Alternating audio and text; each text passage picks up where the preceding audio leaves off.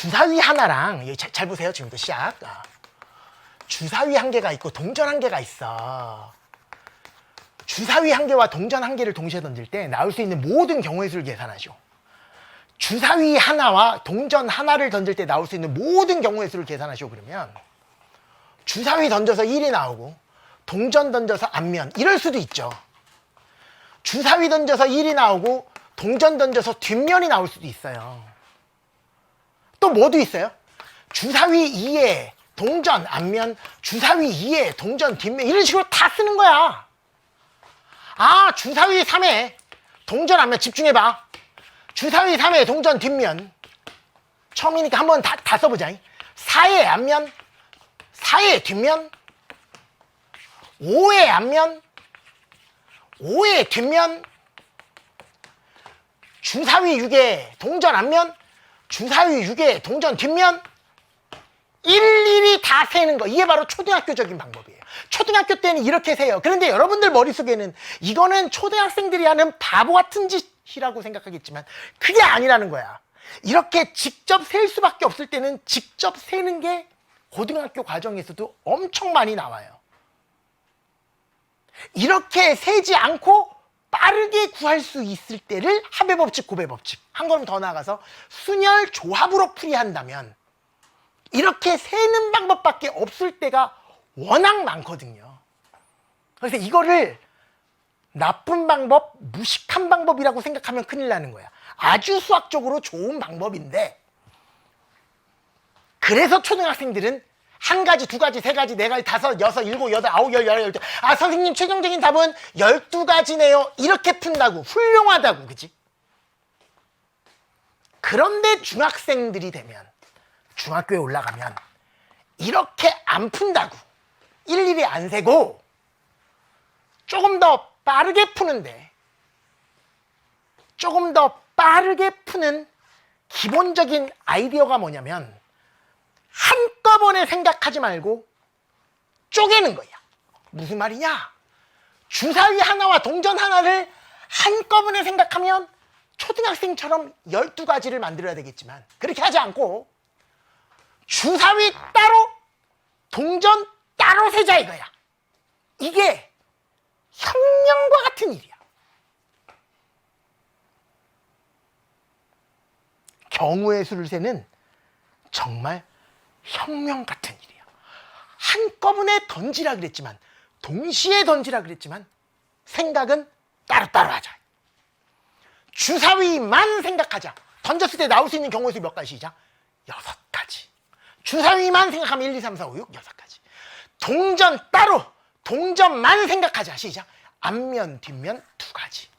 이거를 어쩔 때는 곱하면 되고 어쩔 때면 더하면 된다가 바로 합의법칙, 고배법칙이라는 얘기인데요.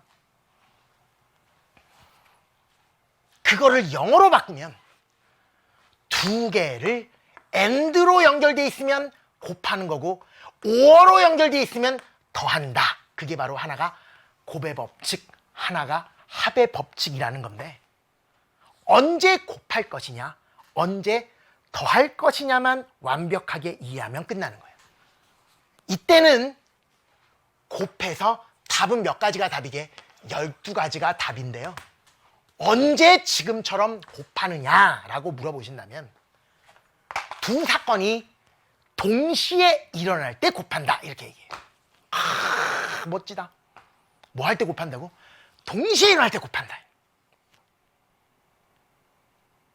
동시에 일어날 때 곱한다. 이런 사건도 일어나고 이런 사건도 그게 무슨 말이야? 주사위도 던지고 동전도 던지면 곱하는 거야. 동시에 일어난다. 여기서 동시에도 same time이 아니야. 보통 흔히 수학에서 얘기하는 동시에는 수학이 아니라 일반 사회에서 얘기하는 동시에는 그 100m 달리기 1레인, 2레인, 3레인, 4레인, 5레인, 6레인, 7레인, 8레인 다 이게 바로 동시에잖아. 그치? 같을 동자의 시각시차 same time. 그런데 수학에서 얘기하는 동시에는 그게 아니라 수학에서 얘기하는 동시에는 얘도 뛰고 얘도 뛰고 얘도 뛰고 얘도 뛰고 얘도 뛰고 사건으로 얘기하면 이런 사건도 일어나고 저런 사건도 일어나고 얘도 일어나고 앤드 얘도 일어나고 앤드 얘도 일어나고 앤드 얘도 일어나고 얘도 일어나고 얘도 일어나는 걸 사람들은 동시에라 그래요. 이것도 하고 저것도 하는 걸 사람들은 두 개를 동시에 했다 그런다. 선생님 동시에라는 같은 시각이잖아요. 아니, 같은 시각의 의미가 아닌 이것도 하고 저것도 하는 거를 동시에 하는데, 옛날에, 요즘은 그런 거 없지만 옛날에는 극장에 동시상영 이런 거 있었어요. 동시상영. 모를래나 여러분? 모르겠다. 하기야. 극장에 그 포스터를 사람이 그린다는 것도 몰랐겠구나. 옛날에 사람이 다 그렸는데 그거. 응? 그 가운데 보면 동시상영 이렇게 써있다고. 토탈리콜 3.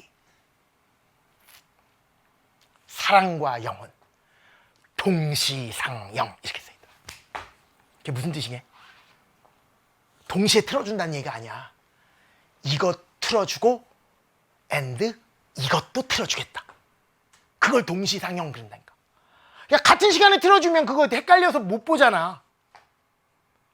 거기서 얘기한 동시에가 수학에서 얘기한 동시에랑 똑같아. 이것도 하고 저것도 한다. 이거를 사람들은 수학에서는 동시에라 그래요. 그걸 영어로 시작 and라 그래. 이것도 보여줍니다. and 이것도 보여줍니다. 이거를 동시에라 그래.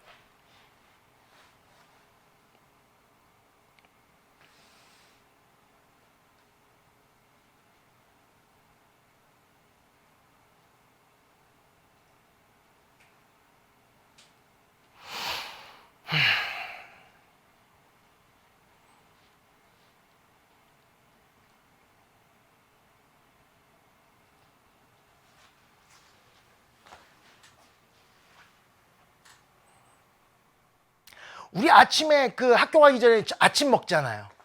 그리고 학교 가서 급식으로 점심 먹고 집에 와서 집에서 저녁 먹잖아요. 그럼 아침도 먹고 점심도 먹고 저녁도 먹잖아요. 그걸 수학적으로 뭐라고 표현한다고? 아침과 점심과 저녁을 동시에 먹는다 그러니까 그걸 한꺼번에 먹는다는 게 아니라 얘도 하고 얘도 하고 얘도 하는 개념을 동시에라 그래요. 그러니까 잘 들어봐. 주사위 10개를 동시에 던진다라고 수학에서 나오면 10개를 잡고 한 방에 쫙 던지는 것뿐만 아니라 첫 번째 주사위를 던진 다음에 밥 먹고 두 번째 주사위를 던져. 그 다음에 또 밥 먹고 자고 일어나서 다음날 3개를 던지고 그 다음날 5개를 던져. 그래서 3일간에 걸쳐서 10개의 주사위를 다 던지잖아? 그럼 사람들은 맨 마지막 날 뭐라 그러게? 10개의 주사위를 동시에 던졌군 그런다고.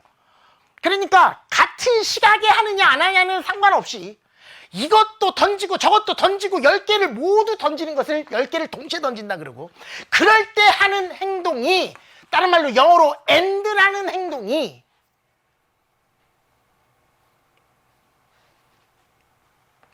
경우의 수에는 뭐라고 얘기한다. 시작. 고배 법칙이라고 이야기합니다. 왜 여기서 고배 법칙이냐? 주사위만 던지니 동전만 던질 거니 주사위도 던지고 동시에 동전도 던질 거니 주사위도 던지고 동전도 던질 거잖아. 같은 시각이 아니라도 2개를 다 던져야지 임무를 완성하지 않니? 그런 개념일 때는 언제나 곱하는 거예요. 따라서 최종적인 답은 주사위만 생각했을 때 6가지와 동전만 생각했을 때 2가지를 곱해서 최종적으로 답은 시작 12가지 이러시면 돼요. 그래서 언제 곱하는지를 아시면 되는데, 언제 곱하느냐 이렇게 물어본다면 2가지 사건이 동시에 일어날 때 곱한다 그래도 되고, 동시에 뜻을 내가 설명했으니까, 아니면 얘도 일어나고 연달아 얘가 일어날 때 그것도 동시에라 그런다 그랬으니까 주사위도 던지고 연달아 동전도 던져야 되는 거니까. 아니면 이런 느낌도 괜찮아. 주사위 하나를 던진다라고 생각했을 때 경우의 수 몇 가지 시작 6가지 한 다음에 일이 끝났느냐 안 끝났냐를 보는 거지. 일이 안 끝났어. 왜? 주사위만 던지면 안 되고 동전도 던져야 되니까. 현재 주사위만 던졌으면 일이 끝나지 않았다. 동전 던지는 방법의 수 2가지, 앞면 뒷면이니까. 그래서 12가지 이렇게 푼다면 언제 곱하느냐 이렇게 물어보면 앞사건이랑 뒷사건이 동시에 일어날 때, 연달아 일어날 때, 또는 뭐라고 표현해도 돼요. 일이 끝나지 않았을 때는 곱한다. 주사위만 던졌으니까 동전을 던져야 되니까 아직도 일이 끝나지 않았다는 얘기는 일이 완수되지 않았다는 얘기고, 그 얘기는 이쪽 일과 이쪽 일이 다 일어나야 끝난다는 뜻이잖아요. 다 일어나야 된다. 동시에 일어나야 되는 거니까 그럴 때는 곱한다. 그게 바로 곱의 법칙이라는 얘기예요.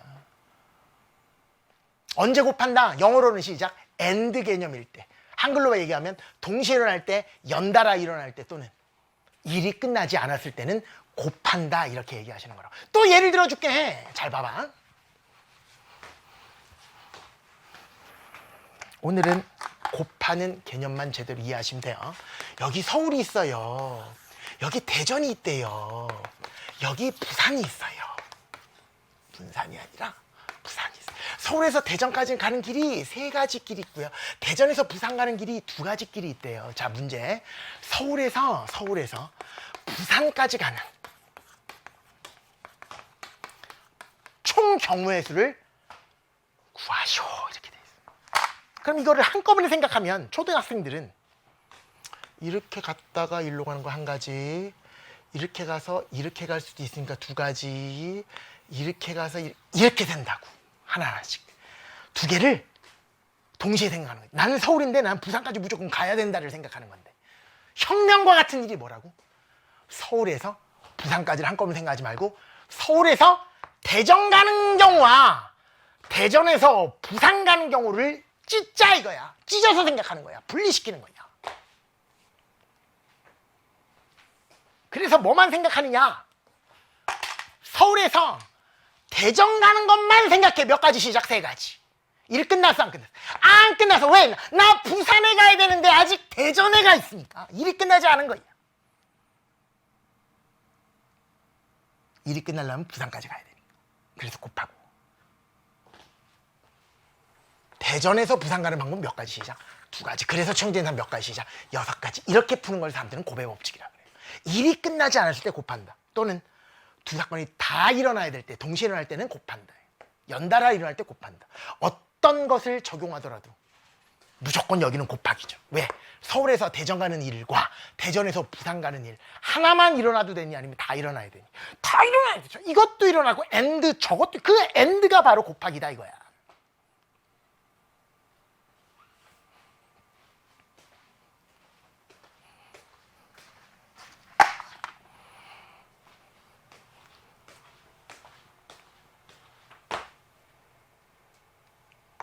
위에 옷을 보니까 티셔츠 2장이 있고,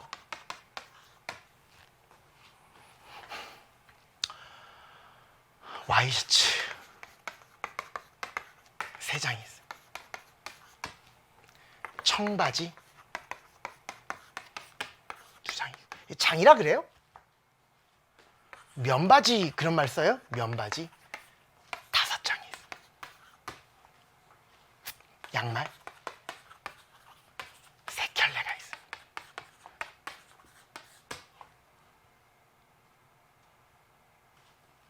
외투 2벌이 있어요.